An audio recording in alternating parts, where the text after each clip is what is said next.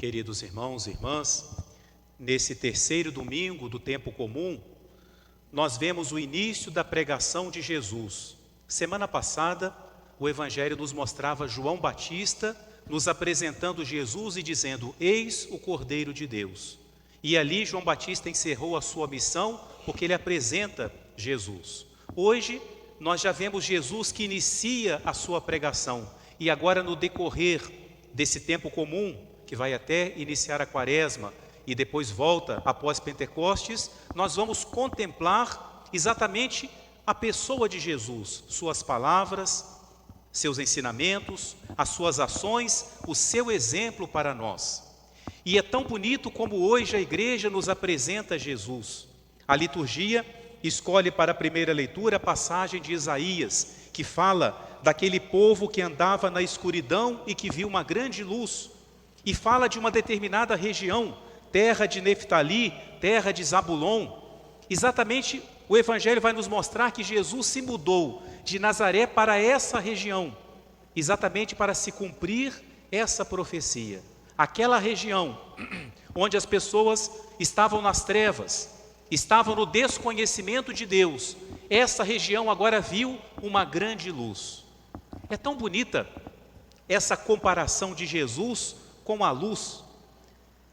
De noite, quando nós acendemos uma luz ou apagamos, nós podemos entender melhor essa comparação, a diferença que uma luz faz, a diferença que faz o sol, que distingue exatamente a noite do dia, pois exatamente aquilo que é uma lâmpada para a noite, aquilo que é o sol para as trevas, mais do que isso, é Jesus para nós. A luz me permite ver, me permite olhar para as coisas estão aqui, mas se não houver luz, eu não posso vê-las. A luz me permite ver. Exatamente, Jesus tem que ser essa luz da nossa vida. Ele nos permite ver todas as coisas de um modo diferente. Por isso que Jesus inicia a sua pregação dizendo assim: convertei-vos, porque o reino dos céus está próximo. E outro evangelista acrescenta: convertei-vos e crede no Evangelho. Jesus vem trazer o reino de Deus. O que é o reino de Deus? É Ele mesmo. É também a mensagem que Ele nos traz. É a graça de Deus em nós. O reino de Deus é também a igreja. São todos esses benefícios de Deus. É o reino que Jesus nos traz. Mas para entrar nesse reino, para acolher esse reino, para fazer parte dele, existe uma primeira condição: converter-se. Convertei-vos, porque o reino dos céus está próximo. O que significa esse converter-se? Dizem os entendidos no grego, que a palavra usada em grego, o Evangelho foi escrito na língua grega, é a palavra metanoia, que significa mudança, transformação. É isso que Jesus vem trazer para nós, uma mudança.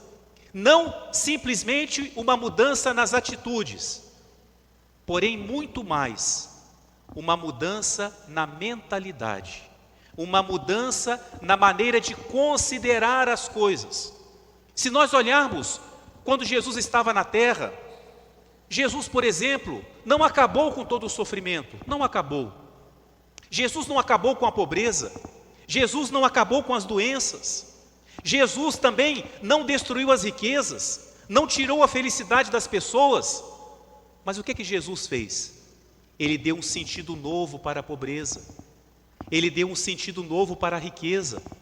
Ele nos ensina a olhar para o sofrimento de outra forma. É uma mudança na maneira de ver. As coisas não mudam, nós é que temos que mudar. Porque a gente pode fazer um propósito de mudança, chegamos depois lá fora, porque é lá que a mudança vai se mostrar, e tudo continua do mesmo jeito. A mudança tem que acontecer dentro de nós. Mais do que mudar as coisas, nós precisamos mudar-nos. E mudar-nos como? Aprendendo a pensar como Jesus. Mudança de mentalidade. Olhar para todas as coisas. Considerar todas as coisas com essa luz, que é Cristo Jesus. E aí sim, nós podemos acolher o reino dele, porque a nossa cabeça vai mudar. A nossa mentalidade vai mudar, vai ser uma mentalidade cristã. Qual é um grande oposto da mentalidade cristã? é a mentalidade pagã ou a mentalidade mundana, que vai olhar para coisas que me fazem sofrer como uma maldição, como uma coisa ruim, e que vai olhar, por exemplo, para as riquezas, bens materiais, como a maior felicidade. Jesus vem nos ensinar que não é assim. Só para dar um exemplo, mudança na nossa mentalidade. Convertei-vos, porque o reino dos céus está próximo. Não poderemos entrar nesse reino se não houver essa conversão, essa mudança que parte de dentro para fora. As atitudes vão mudar, mas vão mudar porque lá dentro nós nos dispusemos a mudar. Na segunda leitura da missa de hoje, na carta aos Coríntios, nós temos um exemplo muito concreto de conversão a que nós somos chamados sempre. É uma situação que acontece com todos nós. O que diz a segunda leitura? São Paulo diz assim: com efeito, pessoas da família de Cloé, no tempo de Paulo, já tinha as pessoas para contar o que está acontecendo, né? A família de Cloé deu para São Paulo todas as informações da comunidade. E diz São Paulo: me informaram a respeito de vós, que está havendo contendas entre vós. Depois ele fala das divisões, das contendas. Queridos irmãos e irmãs, está aí um ponto onde nós precisamos todos os dias viver essa conversão. As divisões, as contendas, as brigas entre nós. Entre nós, agora eu me refiro na nossa família. Quantas dificuldades na vida familiar, não é? Quantos motivos de discórdia, de briga, de desentendimento no nosso trabalho, na sociedade, nem precisa falar, não é? No mundo que nós vivemos, quantas contendas, quantas divisões. Mas olhando assim, enquanto nós formamos também uma comunidade, uma família, infelizmente, como São Paulo diz em outro lugar, falo com lágrimas, dizia ele, também dentro das nossas comunidades, na igreja, nas paróquias, né? Há esse perigo de divisões, de contendas, né? Eu quis fazer uma coisa na igreja, dei uma ideia, não fizeram do meu jeito, eu nunca mais volto na igreja. Vai acabar o mundo se você não voltar, né? Nunca mais a igreja vai abrir.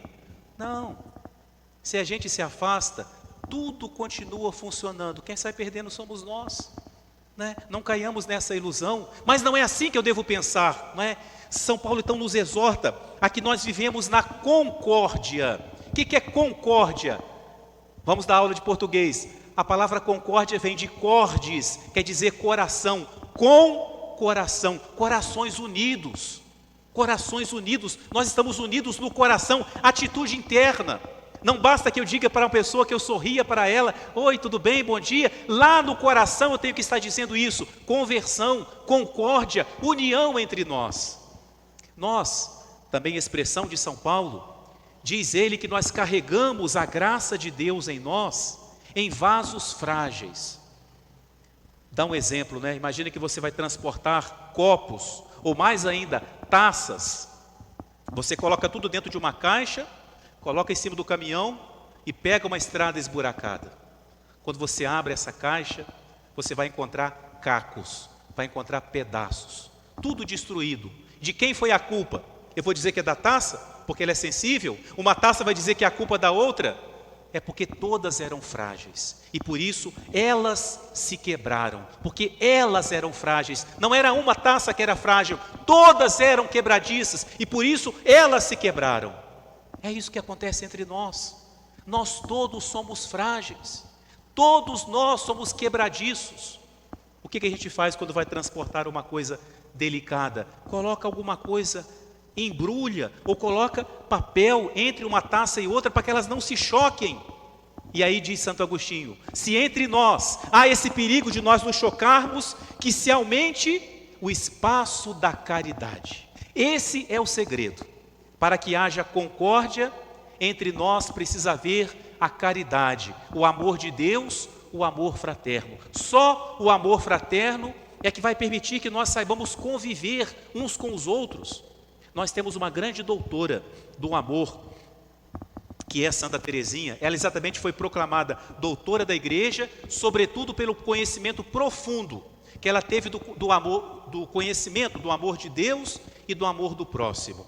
E ela diz o amor do próximo, ela diz o seguinte: amar o próximo significa suportar os seus defeitos. Não me admirar das suas fraquezas e me edificar com seus pequenos atos de virtude. Isso é amor de verdade. Suportar os defeitos. Talvez você agora esteja pensando em alguém, eu tenho que suportar o defeito de tal pessoa. Pois é, mas é bem provável que agora haja alguém pensando em você. Porque somos frágeis, somos taças quebradiças. Suportar os defeitos uns dos outros. Ter essa paciência. Uma pessoa que não pensa como você, que não age como você tem que ter paciência. Ela pode estar pensando a mesma coisa sobre você. Suportar-nos. Não me admirar dos defeitos dos outros. O meu irmão errou, eu não vou fazer uma tempestade, eu não vou me escandalizar. Por quê? Porque eu sei que eu também sou fraco. Talvez não tenham visto os meus erros, mas eu sei que tenho. Então qual é o direito que eu tenho de rasgar as vestes pelo erro do meu irmão? Não é aplaudir o erro, mas saber compreender que é uma fraqueza. Não julgar a pessoa por uma fraqueza. A fraqueza não faz a pessoa, não muda o que ela é, e por isso que Deus nos ama. Suportar os defeitos do próximo. Edificar-nos com seus pequenos atos de virtude. O que é isso? Reconhecer o bem que o próximo faz. Não é porque não fui eu que fiz que não é bem. Não é porque não fui eu que fiz que não ficou bem feito. Saber alegrar-me quando alguém tem o dom e o coloca em prática. Como precisamos, queridos irmãos, cultivar isso entre nós. Esse saber suportar-nos, não é? Mas suportar com amor. Não no sentido de que é algo que eu vou arrastando, que eu levo de qualquer forma. Conta-se que uma vez uma menininha, uma criança, estava subindo uma ladeira, uma rua muito em pé, levando o seu irmãozinho. E o seu irmãozinho era muito gordinho. E a menina foi subindo o morro, subindo, ofegante, carregando o seu irmãozinho, suando. Quando ela chegou lá no alto, ela se encontrou com uma pessoa que falou assim: menina, você subiu esse morro com esse menino? Ele não é pesado não? A menina respondeu assim: não é pesado não, é meu irmão. E a pessoa ficou admirada da resposta daquela criança: não é pesado, porque é meu irmão. O irmão não pode ser um peso. O irmão faz parte da minha vida. Eu olho para ele como filho de Deus, e por isso eu o amo também. Ele tem seus defeitos, eu também tenho o meu, mas eu vou ajudá-lo e ele vai me ajudar. Não é pesado, é meu irmão. E na vida de Santa Teresinha, nós temos também um exemplo que nos consola muito, que ela, com todo o seu amor a Deus, com todo o seu desejo de servir a Deus, também era fraca, também era frágil, também era uma taça quebradiça. E ela mesma faz uma confissão de que dentro do Carmelo havia uma irmã de quem ela não gostava. Ela sentia uma rejeição, uma antipatia por uma religiosa. O que ela fez? Alimentou esse sentimento? Não. Ela entendeu que era exatamente a ocasião de praticar o amor verdadeiro. E ela começou a tratar bem essa irmã. Cada vez que se encontrava com ela, sorria para ela, se oferecia para ajudá-la em seus trabalhos. Ela fez tanto isso que as suas irmãs de sangue começaram a achar que ela amava mais aquela irmã do que as suas próprias irmãs. Até que um dia, essa irmã, por quem Santa Teresinha sentia antipatia, perguntou para ela assim: irmã Teresa, o que a senhora vê em mim, que a senhora gosta tanto de mim? Cada vez que a senhora me vê, a senhora abre um sorriso. E aí Santa Teresinha nos conta, na sua vida, ela disse assim: era Jesus que me atraía no coração daquela irmã. Esse é o amor fraterno. Era Jesus que atraía. Ela não via os defeitos, ela não parava na aparência, não parou numa antipatia natural que pode existir entre todos nós, mas ela via no coração daquela irmã uma pessoa que Jesus amava. Mais ainda, ela via ali o próprio Jesus, e era isso que a atraía. Então, se em algum momento eu não vir em alguém motivos humanos, motivos naturais para eu amar, para eu tratar bem, eu tenho esse motivo que está acima de qualquer outro. Eu vou ver Jesus nessa pessoa. É Jesus que me atrai no próximo que eu amo. Convertei-vos, porque o reino dos céus está próximo. Abramos o nosso coração à graça de Deus, deixemos que Jesus trabalhe o nosso coração, mude o nosso modo de pensar, para que se mude também o nosso modo de viver. Amém.